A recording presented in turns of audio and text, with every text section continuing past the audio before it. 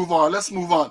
Now, as I said earlier, one of the first things I will be addressing is the death of, well, you know, the anniversary, as I said, was the ninth death anniversary of Courtney Crum-Ewing, who was assassinated in Diamond, just by 3rd Avenue in 2015. Yesterday, I made a post and I made a mistake in saying it was the 10th. I was misled by one of the news items on the thing, and then people tell me I can't count and all sort of things, some of the jagabats. When I went and I checked, it was the 9th death anniversary, because he was assassinated in 2015, March 2015, March the 10th. And, you know, people ask the question, who was Courtney Crum-Ewing? Courtney Crum-Ewing, a former member of the Guyana Defense Force, during the year 2015, 2014, 2015, he mounted a one-man protest in front of the chambers of the Attorney General, Anil Nandalal. Courtney Crum-Ewing was there protesting daily.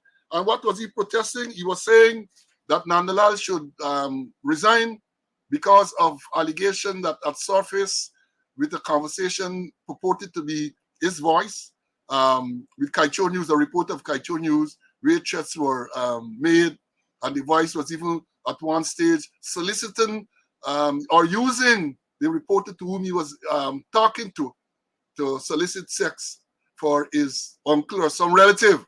I remember that well. I remember listening to the thing and he telling the man a lot of expletives were used. The voice that was set to be that of the Attorney General, I use my language carefully. The voice using all these expletives was set to be that of Anil Nandalal.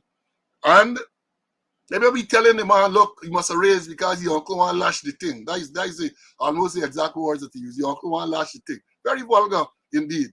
So Courtney Crum-Ewing decided to mount a one-man protest in front of his office because of that and other allegations. He was there for weeks. He mounted a protest. And then he moved. I remember in 2015, I think the elections, general and regional elections were held in April. So then Crum-Ewing moved to Diamond, where he was calling on people in the area to vote out the then PPP government. He was there protesting. And people rolled up on him, shot him. Some reports said 5 times, some said 3 times he was shot and he was killed. Let me show you the photograph. This is what, this was Crum-Ewing protesting, yes to democracy, no to class, race, domination. This on the left, with him there with his placard, and on the right, in the yellow, there is Courtney Crum-Ewing, the deceased Courtney, lying on the street with his bullhorn on the road, right? So the thing is that there were several suspects in this matter, including the now Minister Kwame McCoy. And let me read what this article said. This is Article February 18, 2016. It says, and the headline is Kwame McCoy detained in Crum-Ewing murder probe.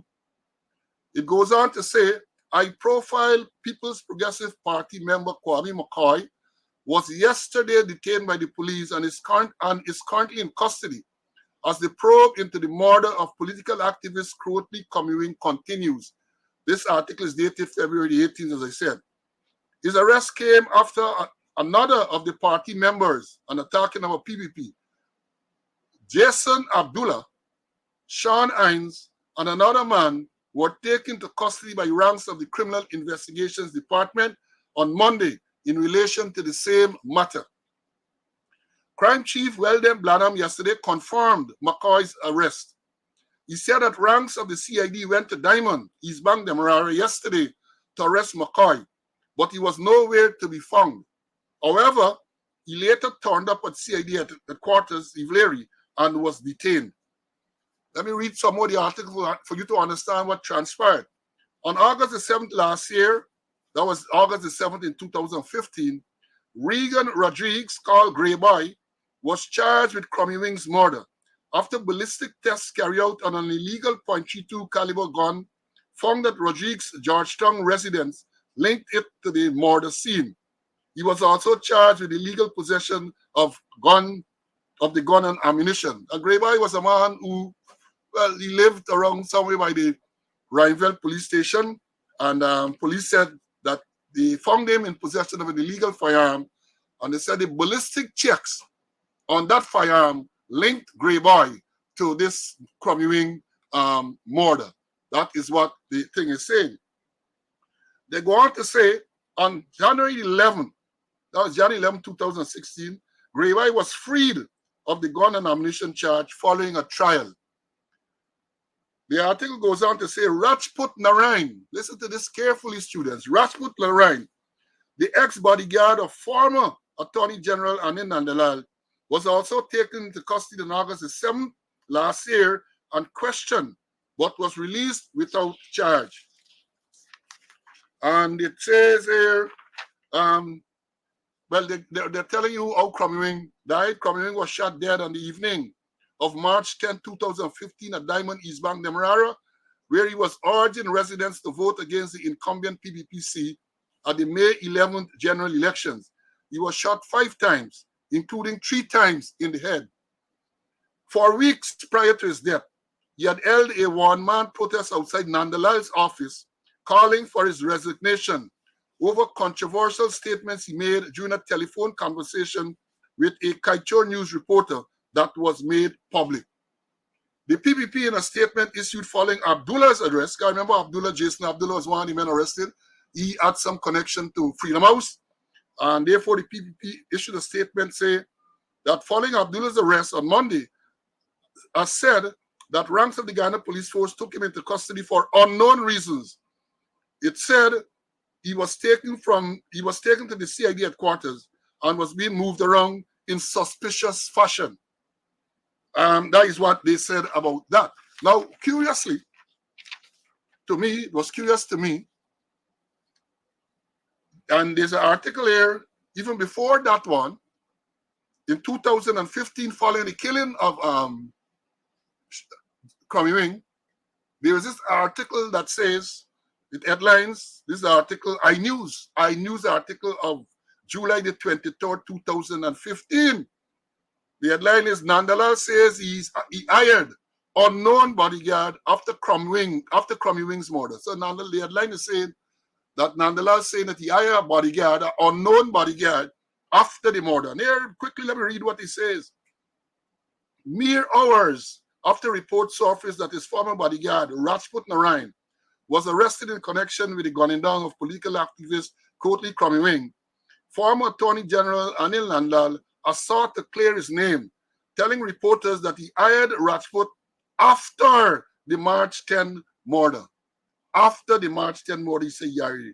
At a press conference held at Sleep In Hotel in Onbrick Dam, Georgetown, on Thursday, July the 23rd, Nandalal detailed that he met an old acquaintance while in New York on March the 12th, 2015, where the murder of Crum-Ewing was discussed and where he revealed that he needed to hire a personal bodyguard.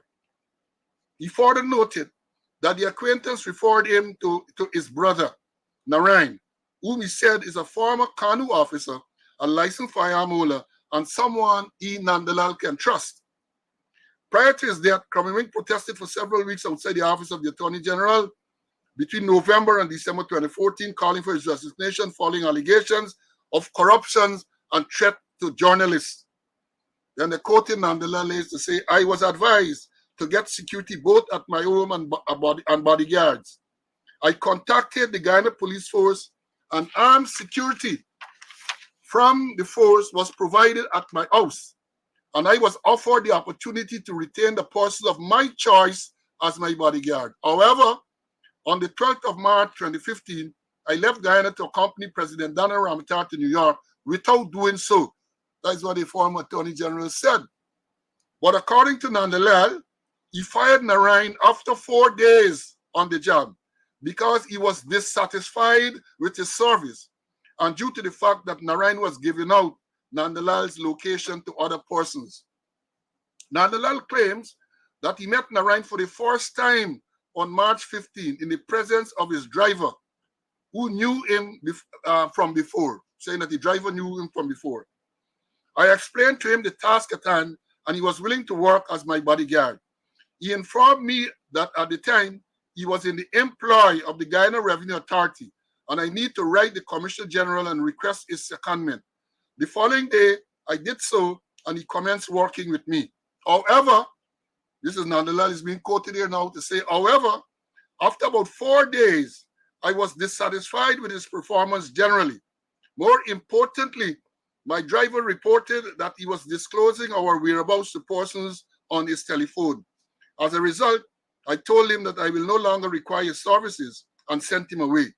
I took back a vehicle which was assigned to him as a backup to my vehicle. That is what Nandalal explained.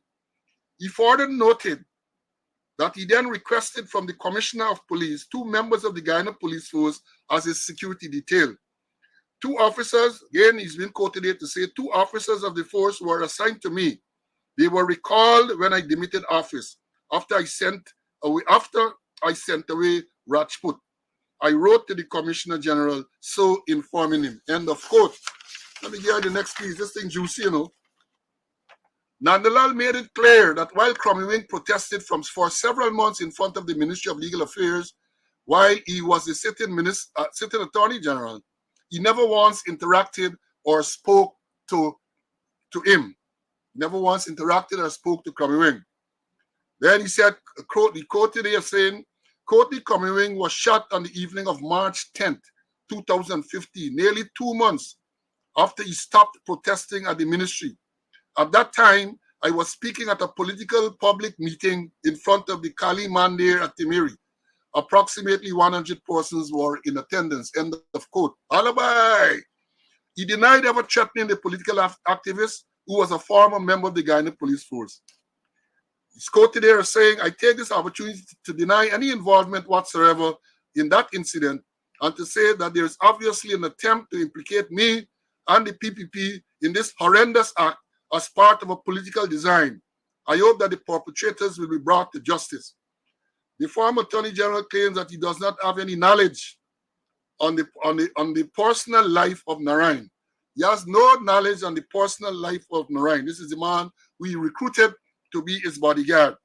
Narayan is the second suspect to be arrested by the police as the investigation continues into the Crum-Ewing murder.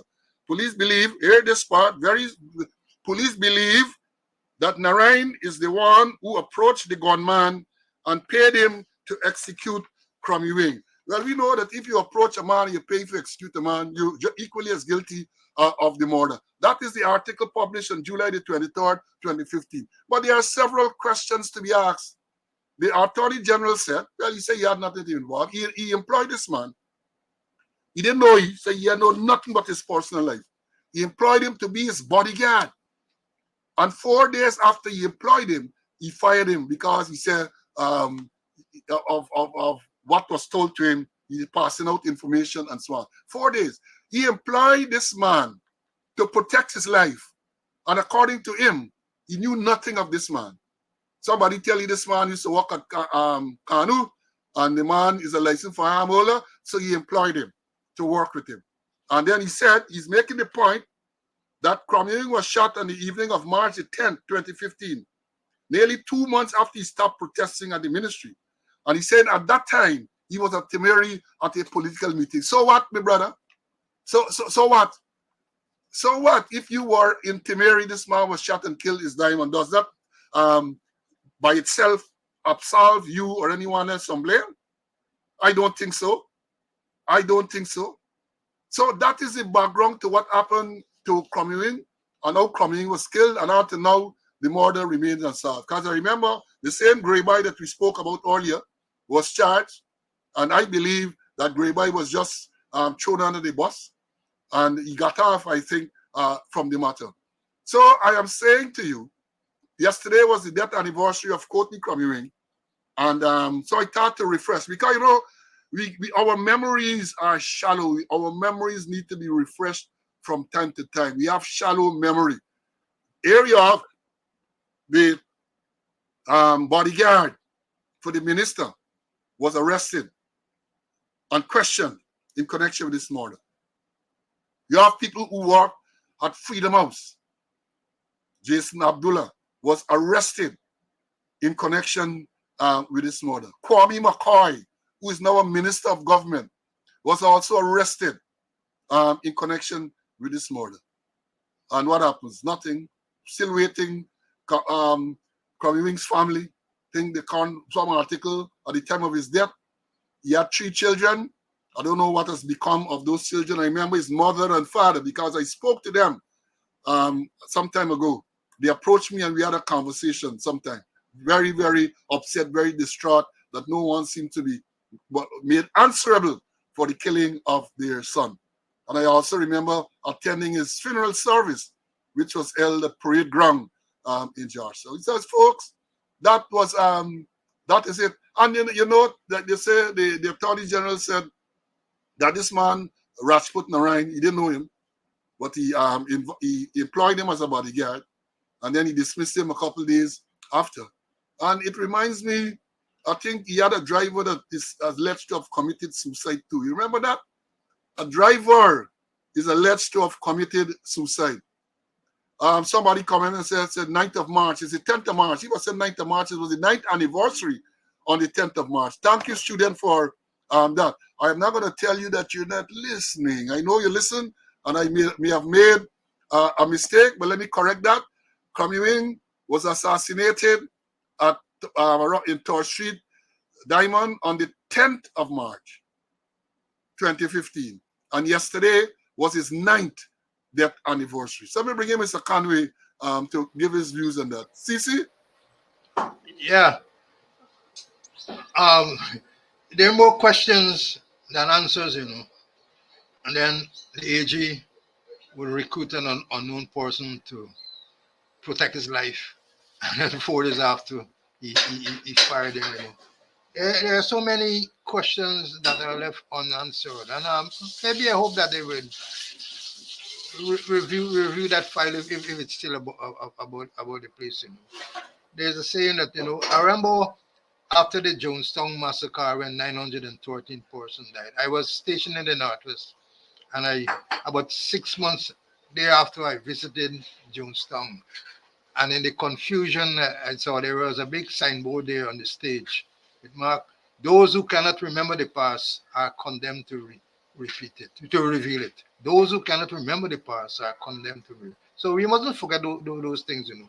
There are so many murders, you know, questionable murders that took place that we just brush them under the table or we just throw away the file. Well, this Crum-Ewing murder was really, really upsetting. Well, all murders should be. But this is a man, as we said, protesting for weeks. I remember passing him there several times in Carmichael Street. That is on the Western Carriageway. He used to be out there with his placard by that tree. He was protesting,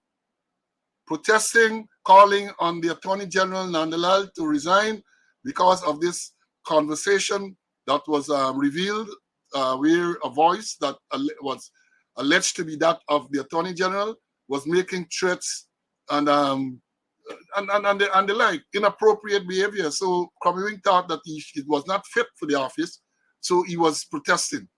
And then he moved from Carmichael Street, as the Attorney General indicated, that he went to Diamond, where he continued protesting, but this time he was protesting and calling on people to come out and vote the incumbent government, that's the PPP government, out of office. And somebody rolled up and shot him. They said 5 shots, 3 in the head, and the others. 5 shots. Let me show you again. Let me show you before we move on. There's Crum-Ewing protesting. And this is Crum-Ewing in the yellow T-shirt, lying there dead. And the bullhorn that he was using is here on the ground. Horrendous murder, and nothing so far. No one has been held accountable. You have a minister, sitting minister of the government, who was questioned in that murder.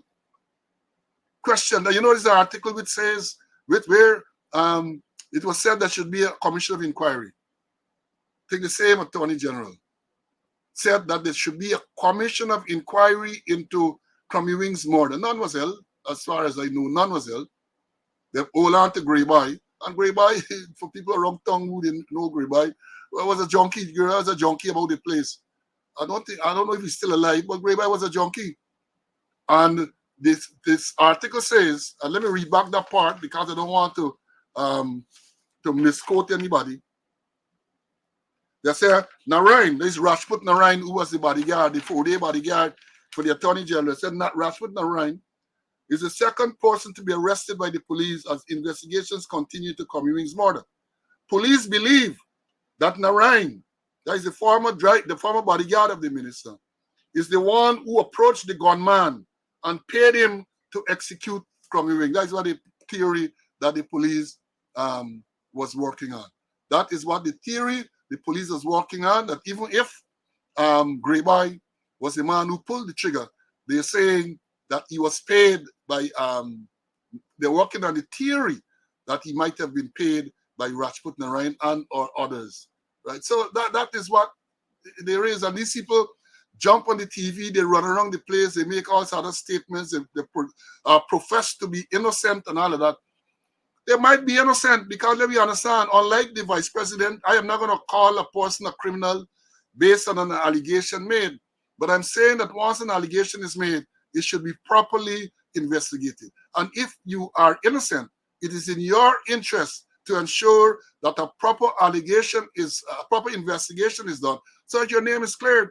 But when these things are swept under the carpet, the stench of the corruption, the stench of the allegation lingers, and it continues to linger. And the sad part, again, is that this man is killed 9 years ago. And I show that if I did not take this opportunity now to remind you students about what actually transpired, many of you would have forgotten and it gone by. And the people sit at conferences and they say all kind of things, you know. They have TV program and they talk, and people believe that they are a paragon of virtue. They are a paragon of virtue. Let me bring in CC to have his final say on this, and then I'm going to move on. CC, anything else on this dastardly act committed on March 10th? I think you have said enough. You know, you have said enough. It was real sad, real sad. And I remember passing around there and seeing Crum-Ewing